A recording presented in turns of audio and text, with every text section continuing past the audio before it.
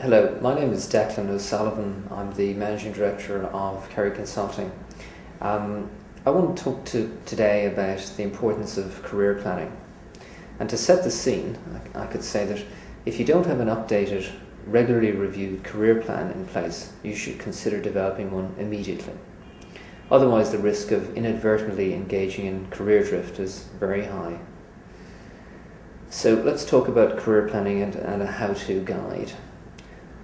The planning process, fortunately, is actually very simple, but it does involve a fair amount of soul searching, research and critical analysis. It's an enormously valuable process, and the steps are as follows. Where are you now? So in a sense, your own balance sheet analysis. Just think about literally what's happening with you right now. What are your strengths? Are you highly numerate? Are you very persuasive? Do you have strong leadership skills? Are you highly analytical?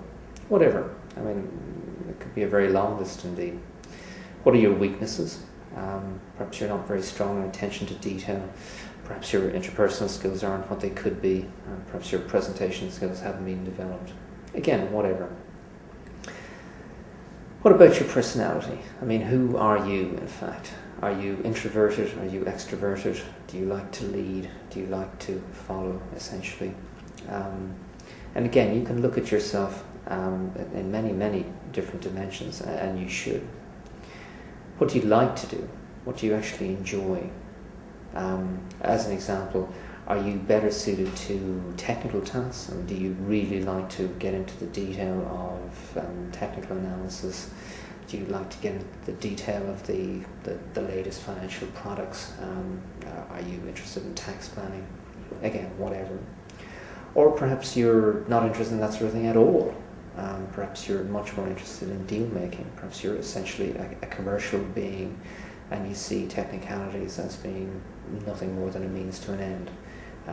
Again, there's no right and wrong answer here. It's just a matter of who you are and what you gravitate towards. Dislikes. What do you hate doing? You know, and again, that will vary enormously depending on your personality. And if you think about, the people you've worked with in the course of your career, people who are absolutely delighted to do some tasks and simply couldn't do others, and vice versa.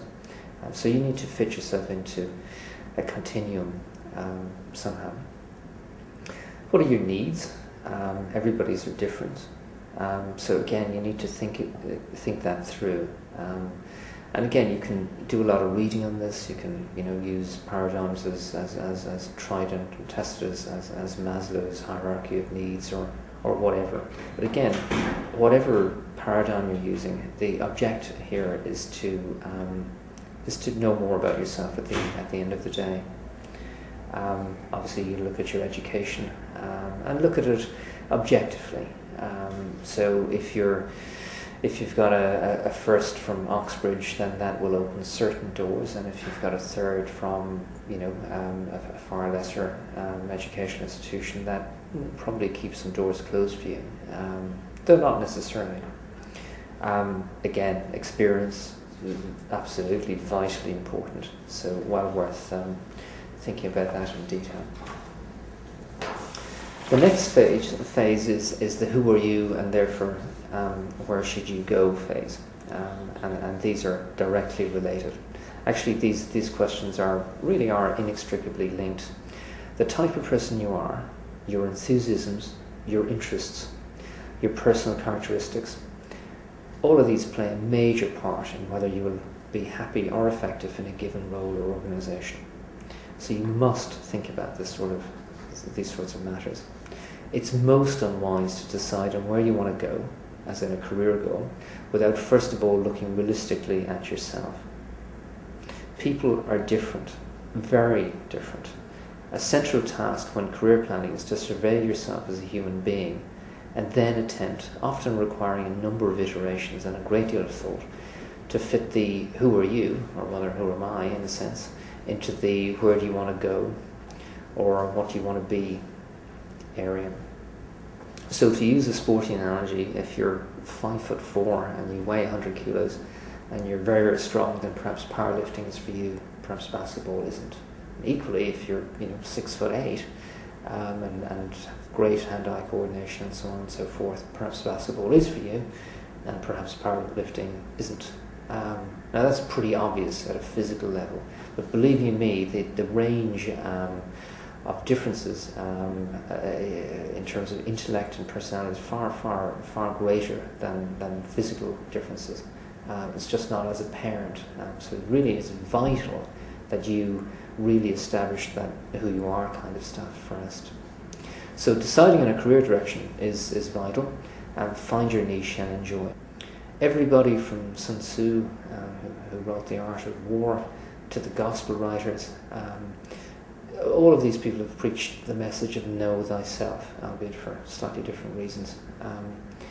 But in any event, how do you actually do that? How do you, in fact, get to know yourself? Well, fortunately, as lots of people face this issue, in fact, you can argue that everybody faces this issue, there are entire sections in bookstores dedicated to the topic of self-help, psychological profiling, and career planning. So you should visit these establishments, do some browsing, buy 2 or 3 titles, and invest $100 and perhaps 10 hours of your time into pulling out at least a few points per book. And if you do, it can be enormously valuable, and it can really be the difference between going off on the wrong career path, which will cost you dearly, and going off on a career path that actually suits you. So in addition to reading and self-analysis, don't forget to ask friends and relatives for their candid insights, but don't outsource the ultimate decision. So there's a reason why we're suggesting that you think and read for yourself in the first instance before you introduce the noise of other people's opinion. It ultimately is your decision, and you will sink or swim based on it. Basically, it's worth getting this right. So the next stage in the whole career planning activity is how will I get there? Once you've arrived at this stage of career planning, you're on relatively firm ground. So you know where you're at, and you know where you want to get to, and really it's really execution thereafter. Many careers have fairly well-defined paths, both in terms of the academic and professional qualifications required and the experience one must accrue. For example, if you harbour an ambition to become a finance director of a multinational corporation, we'll say for Asia Pacific, for the sake of argument, to be a viable contender for such a role, you probably need to have an appropriate tertiary academic qualification. You probably need a professional qualification, and you need to have accrued a full range of functional experience, be it management accounting, budgeting, statutory reporting, taxation, mergers and acquisitions, financial systems, and so forth. Typically. You'll also probably have held a number of interim roles, so you're not going to go from being a graduate to a regional finance director in one fell swoop. So normally you'll move up from analyst, finance manager into a regional controller position, and thereafter to be a regional finance director. So there's a hierarchy there as well. In any event, once the end goal has been properly defined, the route planning is relatively straightforward. Do remember though that planning is one thing, execution is quite another. So it's very, very important to do this planning, and many people don't bother at all, and that can be very, very costly. But even once you've actually developed a solid plan, then you need to actually put it into practice. So to actually develop a successful career in virtually any field requires healthy doses of self-discipline, perseverance, drive. Execution actually is all about the basics. So I guess one note of caution, particularly in the rather hectic commercial world of Asia Pacific in the 21st century, I'd like to talk about long-term career versus shorter-term considerations. The career planning process centres on identifying how your work life will help to fulfil you as a human being. We are complex beings that need very different things at different stages in our careers. To execute a career plan generally requires one to subordinate purely short-term considerations. Think, oh, I'm getting a 15% salary increase if I move jobs, to the achievement of one's long-term goals. And really, one can never ever afford to sacrifice that long-term objective. I hope this has been helpful. Very best in your career planning and, of course, in your career. Thank you.